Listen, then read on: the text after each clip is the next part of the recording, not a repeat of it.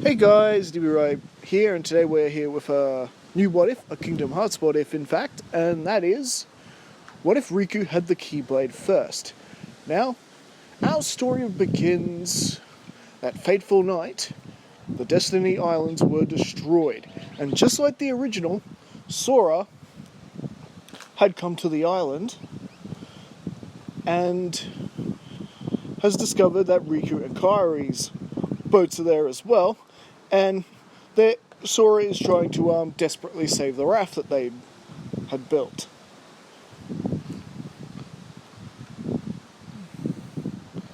What? What are these things? I can't damage them. That would be Sora trying to take down Heartless with a wooden sword. It's impossible. Now, just to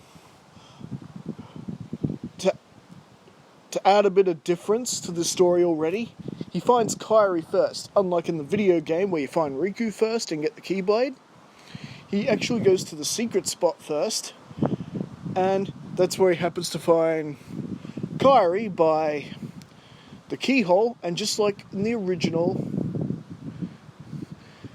she vanishes before his eyes, not a trace to be seen. What? What's happening? Wah! He is thrown onto that nice sort of little center island, you know, where Riku hangs out, where you find Riku in the original game. And Riku is actually there this time around to awaken Sora, revive him, and the two of them are actually faced with the giant Heartless at the start, and a few more that are coming out of him. And well, this pretty much leads to Sora is about to be pretty much dive bombed by a bunch of Heartless, and this, with Riku not thinking, the only thing Riku thinking is protect his friend, save his friend, his ability to use the Keyblade is awakened. After all, those were the rules and conditions for his Keyblade activation. At least according to the events of Birth by Sleep, with when Terra passed on the power to him. As long as you have the makings, that whole speech, and as long as you champion the ones you love, this allows Riku to use the Keyblade and manages to at least rescue his friend, at least for the time being. As Riku is the only one who can battle with the giant Heartless, eventually Sora is taken by a dark portal, much like how Riku is swallowed up in the original. So Riku has no choice but to battle it alone, uncertain of the fate of his friends Sora and Kairi. Well, right now he's just battling for sheer survival, taking on the giant Heartless. And just like in the original, he manages to defeat the giant Heartless, as well as survive the fate of his world, which I guess that's all to do with strong wills and strong-willed hearts. And so Riku ends up arriving in Traverse Town. Now meanwhile, Sora has ended up on Hollow Bastion like Riku does. Confused, unaware of what's happened, he's calling out for his friends, and who is watching him? Maleficent, of course. Now, wait a minute, DB Right. Is this just going to be a reversal between Sora and Riku? Because if so, I'm just going to turn off the video right now, because it's just the same story in reverse. No, I will find ways to make it differ to the original events of the game. And, yeah, like, could you imagine Sora willingly joining Maleficent and causing all the trouble Riku does in the original? No, I don't think that would happen. I don't think that would work. But there are ways to, other ways to, do that kind of thing. But anyway, we're not even anywhere near that kind of point yet. And so, much like the original, Riku is exploring Traverse Town, and he eventually meets Squall, or Leon, as he prefers to be called in that game. Nah, you're Squall, man. I don't care what the game says. You're Squall. Squall, Squall, Squall. Anyway, so Riku has no intention of handing over the Keyblade to Leon, so they have a bit of a fight, and well, Squall is quite surprised that Riku is giving him this much trouble, especially for being a kid. But in the end, Squall does prove to be the better fighter this time around, and manages to knock him out, and the whole situation is explained to Riku. Ansem's reports what these creatures are, the Heartless, all of that, and that they were helping the king's minions find the keybearer, which eventually leads to Riku meeting up with Goofy and Donald, and their first battle against the Heartless begins as they clear the Heartless away from Traverse Town and are finally officially introduced. Now, this is where things go different and a little bit crazy here, because Riku is not Sora. He's not the happy, constantly cheery guy that Sora is, which makes flying the gummy ship a little bit difficult at times. That they pretty much end up all over the place. In fact, they don't end up in Wonderland the first time around. They actually end up at the deep jungle first this time around. And, well, Riku is a little bit annoyed that these guys just can't seem to fly their ship. But then it's all, where, which are you from? Yuck, your dogs, you have to have a happy face. Yuck. Ho ho ho. Okay, I can't do the best Goofy and Donald, but there you go. And, well, soon they would be quickly attacked, not by, Sabor, but Kerchak. Yes, Donald, Goofy, and Riku end up with a fight with Kerchak, the leader of the gorillas. Why is that? Because, well, unlike Sora, who landed in the house and ended up with a run-in with Sabor, they landed right in the gorillas' tree area, their nesting area, so to speak. So, being instant intruders, Kerchak is not happy about this, and Riku, Donald, Goofy are pretty much forced to defend themselves. However, before it got too violent and anyone got injured, Tarzan interfered and managed to at least get control of the situation and calm Kerchak down, and that basically Tarzan will escort them away from the place. Kerchak agrees, and well, Tarzan ends up taking them to the camp, and this is where they meet Jane and all that, and pretty much the events of the Deep Jungle play out much like it does in the original, with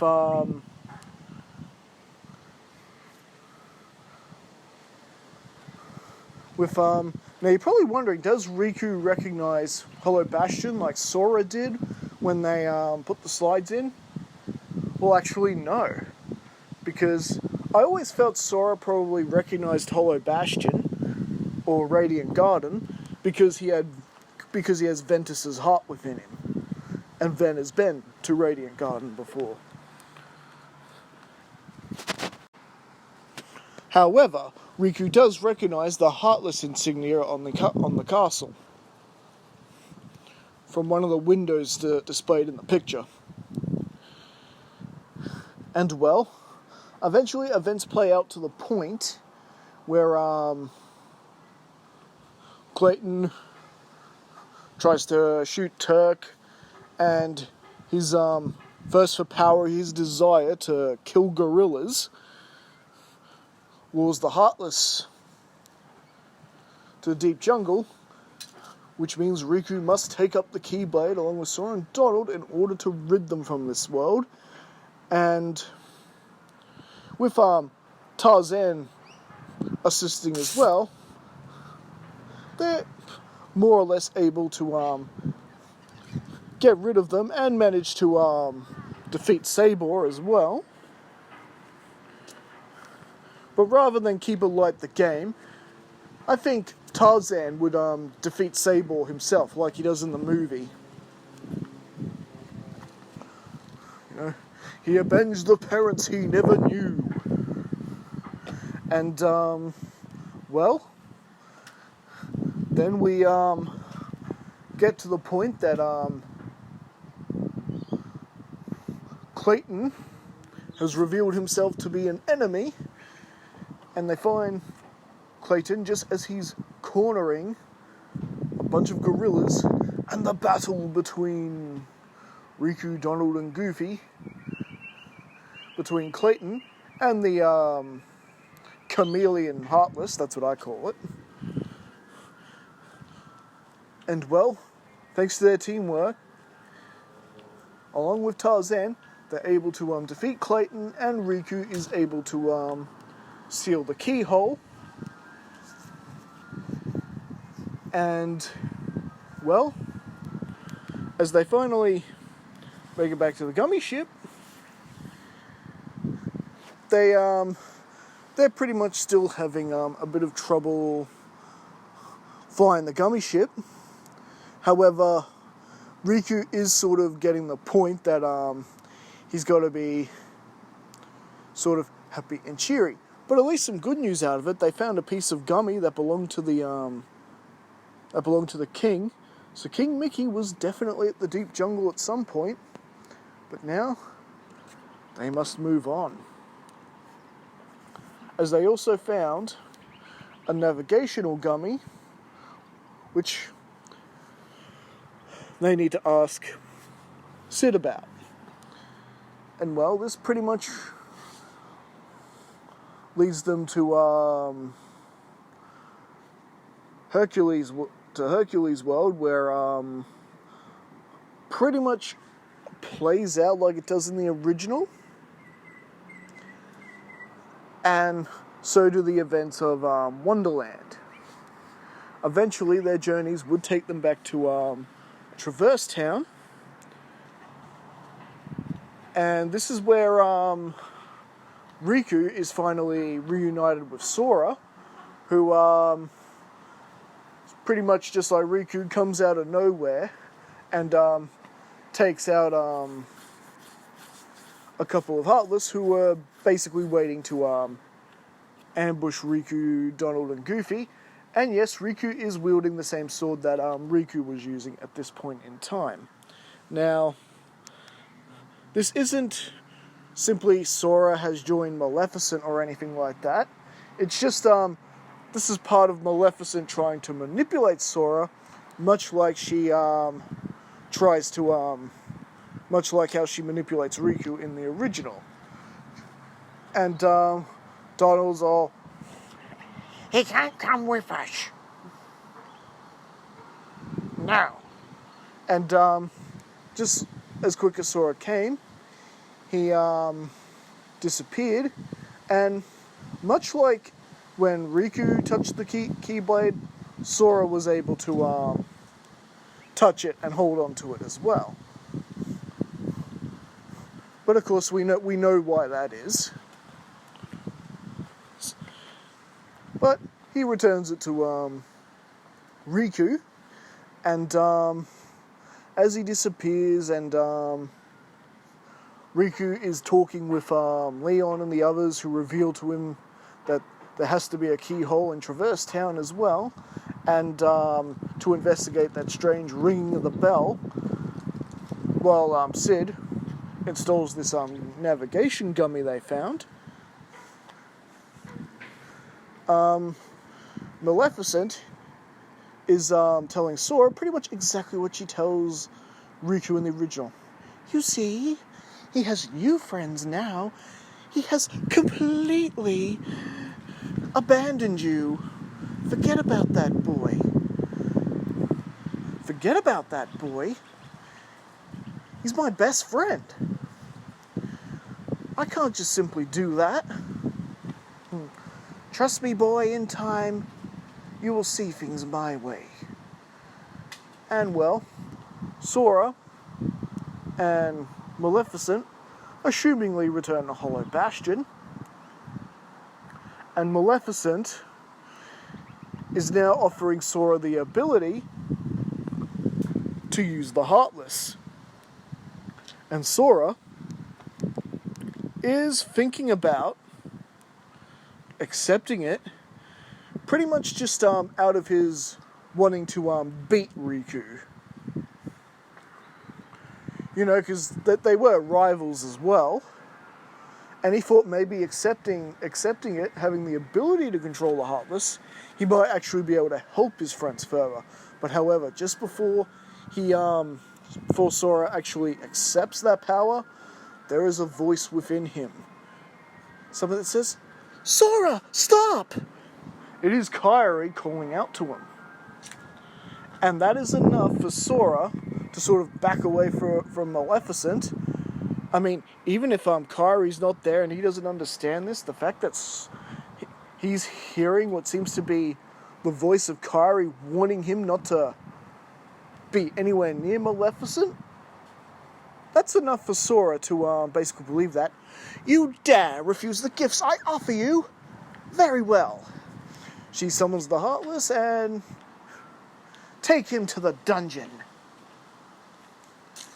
And so, Sora is pretty much thrown into the Hollow Bastion dungeon.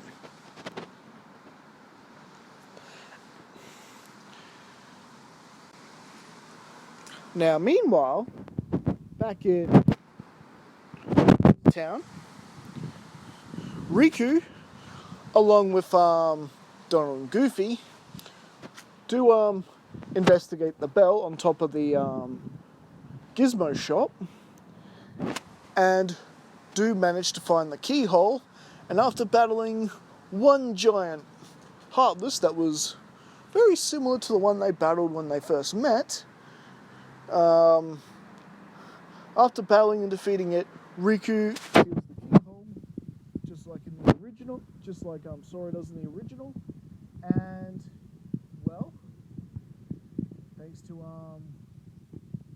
Sid, the navigation gummy is ready, and they can take the warp gummy to visit some other new worlds. I think it's a good spot to actually leave part 1. So what do you guys think with Riku, in a way, being the hero instead of Sora here?